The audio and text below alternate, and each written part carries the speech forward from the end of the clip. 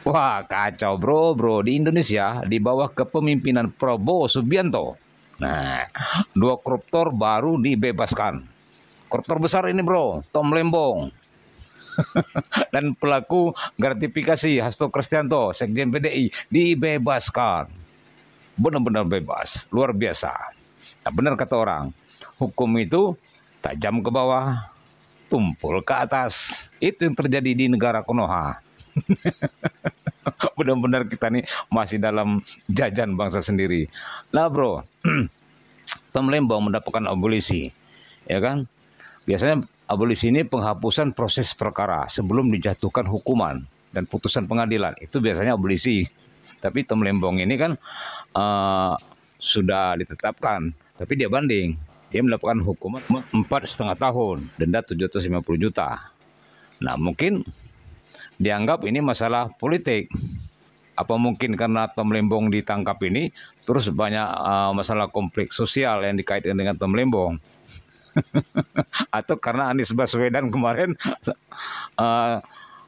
mengkritik dan menyayangkan penangkapan Tom Lembong? Apa mungkin seperti itu?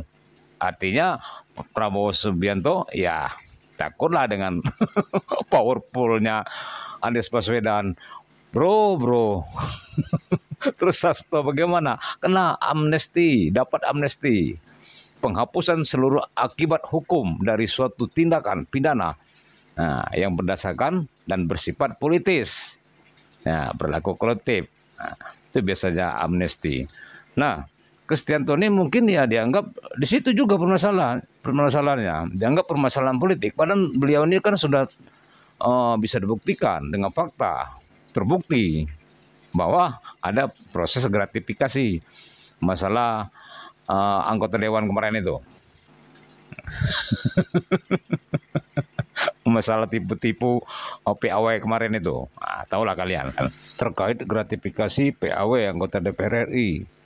Lalu Hasto dihukum 3,5 tahun. Nah, yang jelas saya ingin berkata bahwa kedua koruptor ini dibebaskan. Memang berdasarkan ada landasannya. Ini hak prerogatifnya seorang presiden. Tapi kan di sini berarti kita menilai seorang presiden seperti apa. Beliau ini ya tidak tegas, tidak seperti yang beliau statement kemarin akan mengejar para koruptor sampai kemanapun gitu, mungkin sampai ke kamar mandi kejar sama dia. Tapi ternyata hanya Tom Lembong dan Hasto Kristianto aja, beliau sudah angkat tangan, sudah dibebaskan. Mungkin beliau takut. Di balik itu ada apa? Nah, ini masalahnya bro. Makanya saya nggak yakin lagi nih ke pemerintah Prabowo nih, kacau. Nah bro, sebagai masyarakat, ya saya juga menuntut kalau begitu. Saya juga minta amnesti juga. Gubernur saya ditangkap oleh KPK, Rohidi Mersa. Kan sama kasusnya dengan Hasto Kristianto, masalah gratifikasi. Kenapa hanya Hasto? Oh rupanya Hasto ini orang di tingkat elit.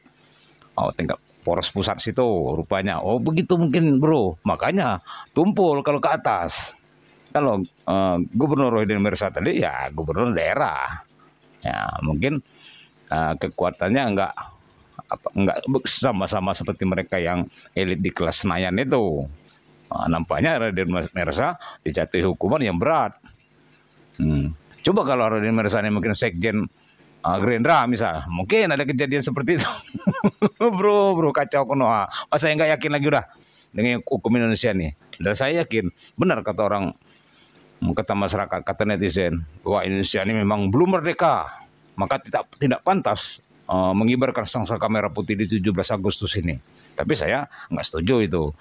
Sangsaka merah putih itu sebuah lambang perjuangan. Karena kita belum merdeka, maka kita harus berjuang, harus kita kibarkan dan nyanyikan lagu Indonesia Raya agar semangat, agar para penjajah ini berubah, agar para penjajah bangsa sendiri ini cepat dihinyakan atau dihukum atau ya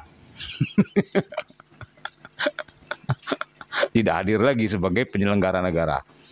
Aduh bro, nggak yakin saya udah. Pupus sudah harapan dengan pemerintahan Prabowo kalau begini.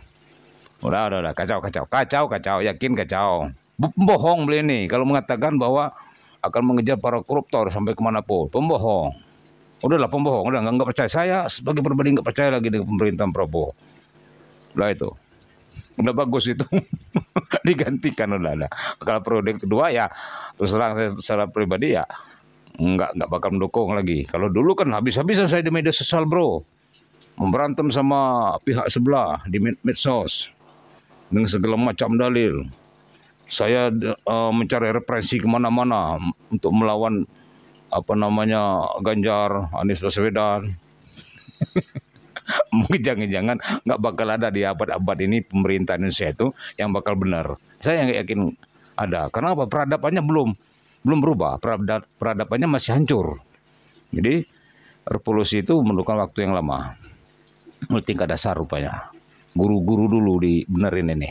Guru-guru nanti sudah benar baru mendidik generasi muda selanjutnya baru periode-periode akan datang, 50 tahun akan datang atau 100 tahun akan datang, Indonesia itu baru merdeka. Oke, itu saja dari Pak Gundul.